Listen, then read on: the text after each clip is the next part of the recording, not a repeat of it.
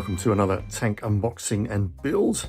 And today it's the turn of the German Panzer Ausf A Sd KFZ 101, otherwise known as the Panzer one, which is the first German tank, or rather the first sort of modern German tank, you might say.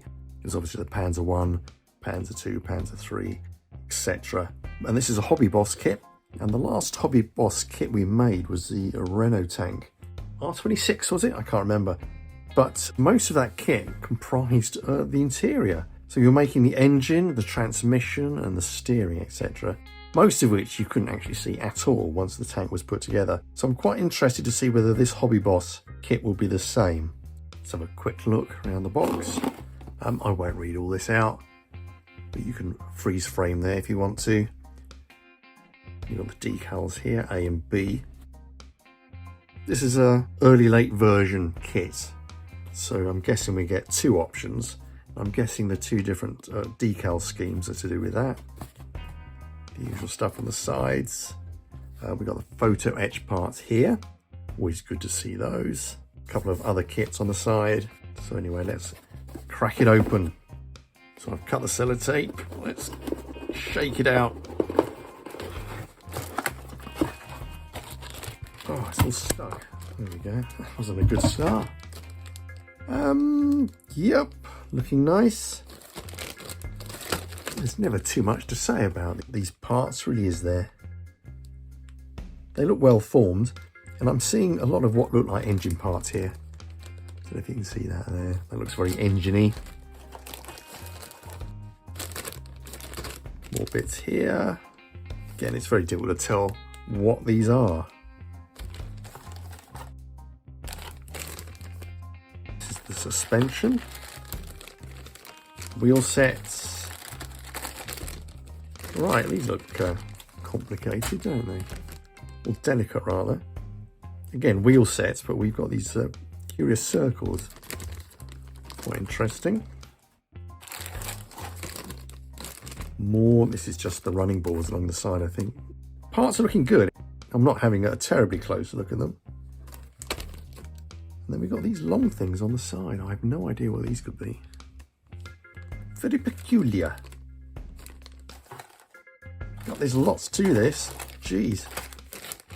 Right, we've obviously got the turret there, the turret parts. Not seeing any problems with these at all. Everything looks very well formed.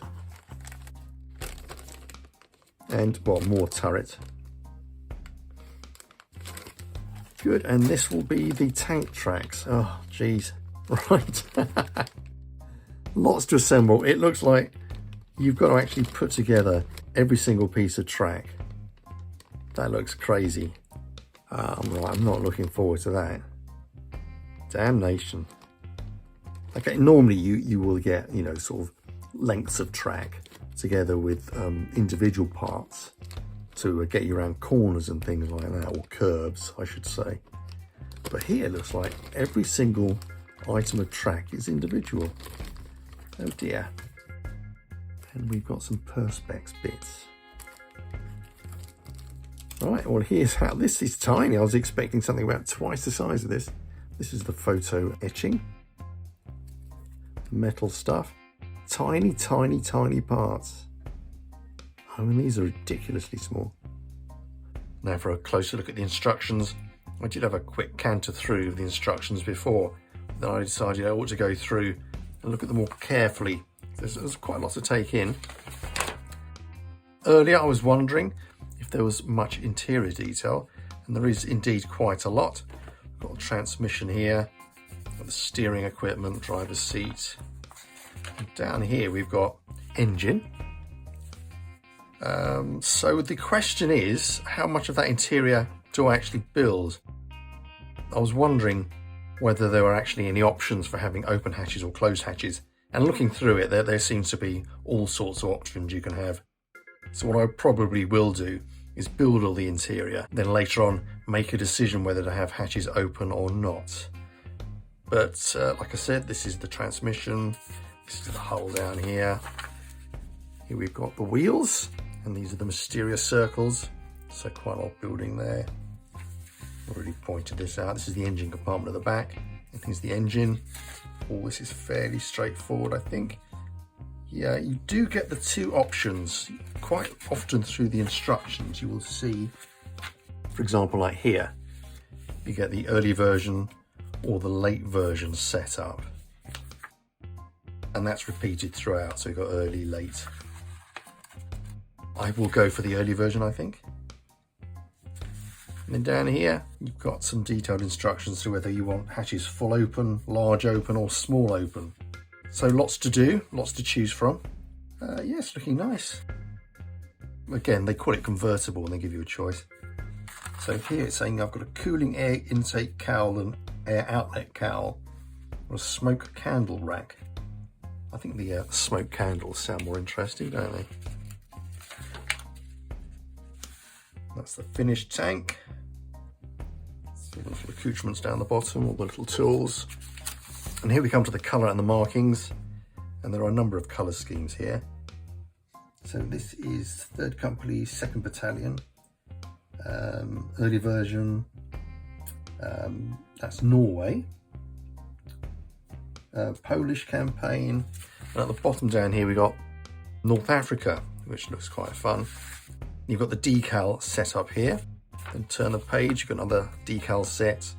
And again, we've got, this is the late version. This is Polish and North Africa campaign. But I had a quick look at the decals, and for whatever reason, I mean, they're all as you see them here, except for the North Africa stuff. I don't know if you can see that. Get the light on there. They sort of denazified the North Africa logo. So instead of getting a proper swastika over the palm tree, you just get like 4 ticks. So they've taken out the central cross from the swastika, which is a little bit precious, I think. But anyway, it's all looking pretty good. Hello, and here's a quick interim video on the Panzer 1. As you can see, I've started to assemble the interior. Or rather, the interior is pretty much finished beyond the paint work. I'm not sure I'm doing a terribly good job at painting it up, to be honest with you. So I'm not sure whether to persevere or not. But as you can see, there's the engine. A lot of detail there. We've got the transmission and the driver's area. It's looking nice, I think. So as I said earlier, you get a choice of how much of the interior you want to see. So if I take the top on here, try and slot this in, there we go. It'll fit down something like this. And then we've got the rear section there. Put that down. So yes, it's going to be difficult to snap it into place when I'm talking. So just imagine all that fitting if you can. And you can see all the options you've got here. You can have this hatch open at the back. You've got 3 hatches at the back you could potentially have open. And you'll have a hatch down there. And you'll also have a hatch at the top on the turret. So I've got to decide really how much of the interior of the tank I want to be visible and how much effort I want to put into finishing it off. I've still not decided, frankly. I'll show you something a little bit irritating though. If I put this back as much as I can. Yeah, that runner, that side runner here, hasn't been pulled properly. If you can see, it's actually short. It should be like that, and it's, well, this funny weird melted shape. So I'm gonna have to build that up somehow. It's a slight annoyance. That's the only poorly made part I've actually come across so far. All the rest of it has been fine. Anyhow, the next time you see, I will have decided which hatches to open or close. I might end up in having all closed hatches, to be honest with you. But we'll see how it goes, see how I feel. Hello, welcome back. Slight change of scenery. I'm actually in my greenhouse now. I thought we'd get outside. So here's the Panzer 1 in all its current glory. You can see there the malformed running board, or whatever you call these things.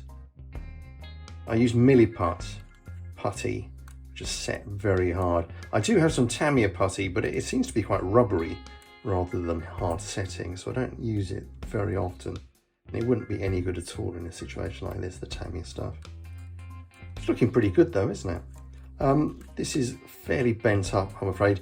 That's due to the fact that I bent this the wrong way. I didn't read the instructions properly, and I bent this the wrong way. So that central piece was going across rather than down like that. So I had to try and straighten that up. but this one was done perfectly. Even if I do say so myself, it looks very good.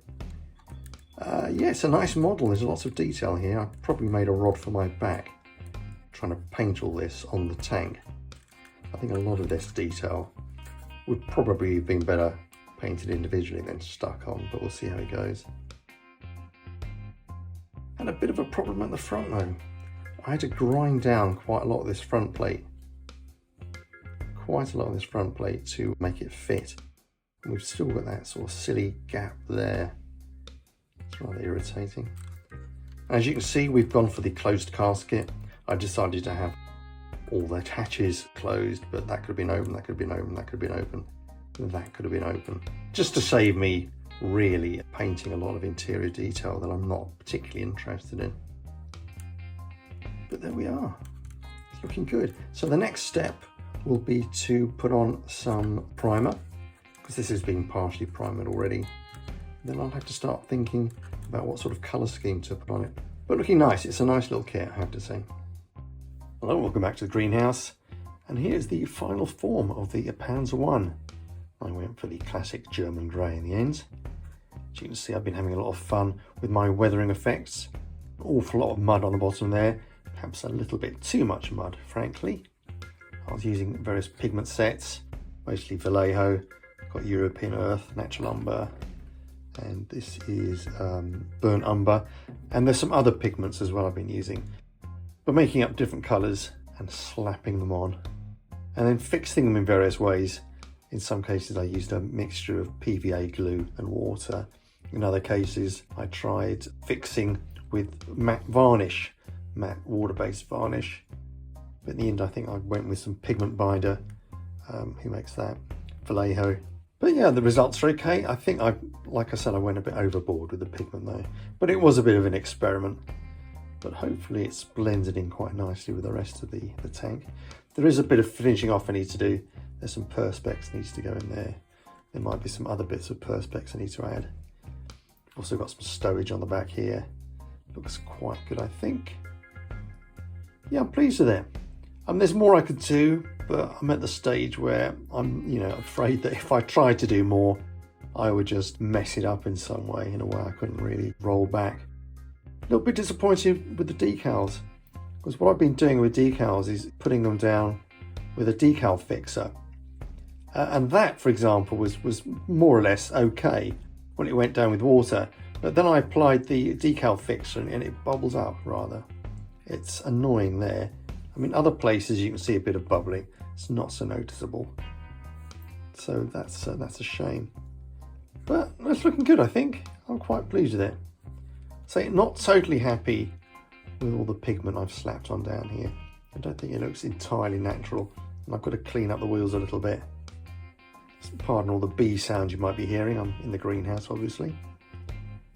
But there we go. That's the final Panzer 1. I think it looks quite handsome, quite a nice little kit.